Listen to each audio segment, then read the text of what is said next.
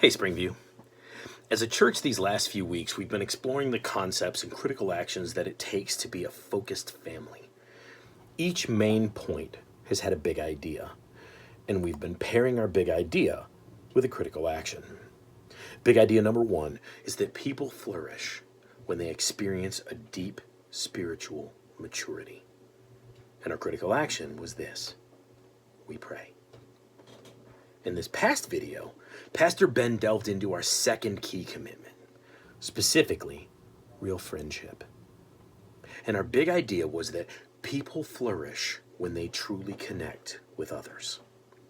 So what is our critical action step for this one?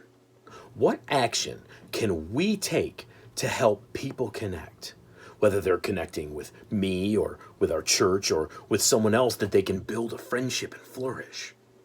What can we do?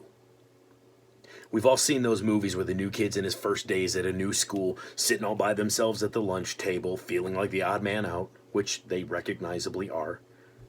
But we always cheer that one nice kid that goes over and starts talking to them. Starts the conversation that begins what blossoms into a great friendship. What a nice kid. We love that kid. So why is it so difficult for us to be that kid? I think it largely has to do with comfort zones. We're in one, and it's hard out there. It's uncomfortable out there. We like our little world, our little bubble. But here's the problem. That new kid, or man, or woman, or family, isn't in our bubble. And maybe they really want or need to be in someone's bubble. Today's culture has systematically isolated so many people through technology or the frantic pace of American life, or these past few months with the pandemic, it seems like you have had anything to do with anybody, you're crazy and reckless. People have 3,000 friends on their Facebook page. But do they really? How many of those friends are actual, real people that really care about that person? How many of our friends do we really care about? I see Facebook posts all the time saying, "I'll know you're my friend if you respond to this post." People are looking for real friends, real people to have real relationships with. So what can we do? How can we create a situation where people can connect with real people and flourish? Well, the critical action that we can do and need to do to make this happen is this: we invite. Yeah, we invite people to come to church. And that, believe it or not, is the easy part. Oh, you should come to church on Sunday. Easy peasy. Then what? Let's run a hypothetical. I just met a guy, found out he lives in reasonable proximity to our church, and I say, "Oh, hey, you should drop into church sometime." And he does. Some Sunday morning, we're in the service, and I'm pleasantly surprised to see him mosey through the door with his family. Now I have a harder choice. How do I make them feel welcome? What can I do to put them at ease, to make it so they don't feel like that new kid at the lunch table all by themselves? What does it look like to invite this new family to become a part of our everything? Okay, turning the hypothetical off. But let's go back to the question. What does it look like to invite people into our bubble? You see, to invite, is all about initiative. And this is critical. How do we do this? We take the initiative to bring others into our lives and our hearts and our homes, our families, and church. We initiate the action. We take the first step to invite people into our hearts and our lives and more. But let's take a couple of minutes and look at some of the things that we can invite people into. Let's start with the 1,000-foot view. Let's start with our lives. What does it look like to have people be a part of our lives? We're all familiar with the story of Job. He had everything, but God allowed him to be tested. And so in the course of a day, one day, he lost everything. His wealth, his family, everything. And not too long after that, he got round two, and he lost his health. Now he's literally lost everything. But Job had friends. Job 2:11 through 13 tells us, "Now when Job's 3 friends heard of all this evil that had come upon him, they came each from his own place, Eliphaz the Temanite, Bildad the Shuhite, and Zophar the Naamathite. And they made an appointment together to come to show him sympathy and comfort him. And when they saw him from a distance, they did not recognize him. And they raised their voices and wept, and they tore their robes and sprinkled dust on their heads toward heaven.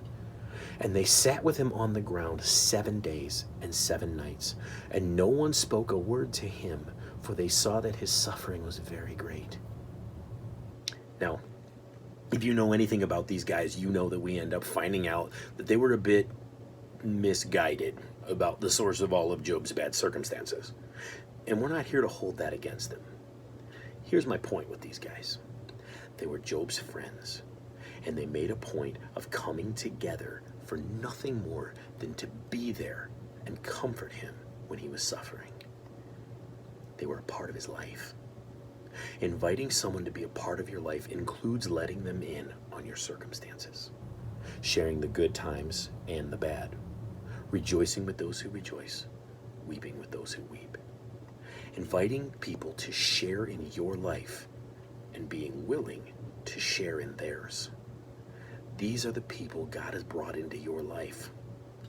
Find out why. But to do this, we're going to have to start getting a little deeper. We're going to have to start to bring people into our hearts.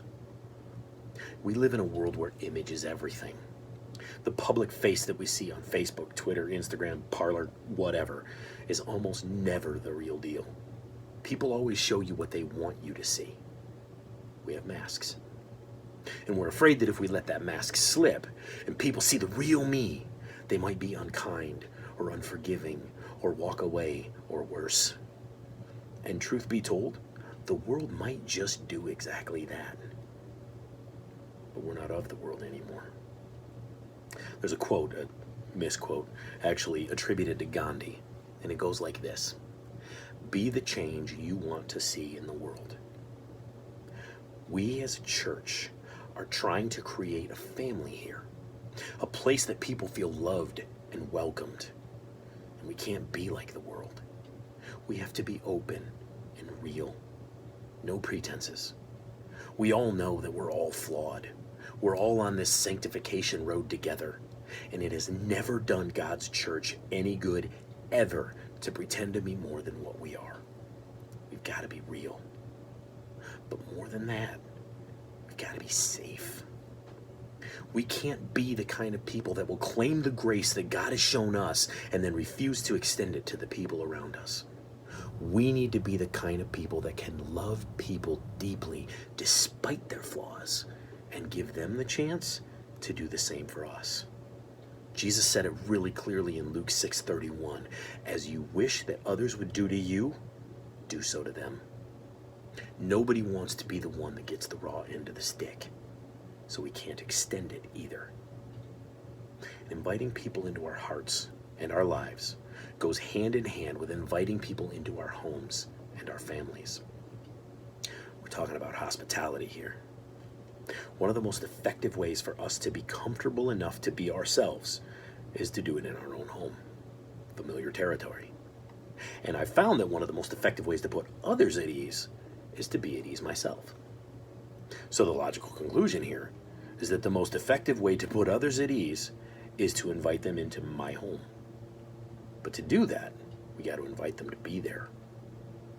Some very dear friends of mine literally blow my mind with how willing they are to share their home with anyone. For as long as I've known them, they've always had a spare room or room on their couch for people that need it. Rose and I have talked to them about it before, and they say something like, "We've been blessed, and we believe that our blessings should be shared."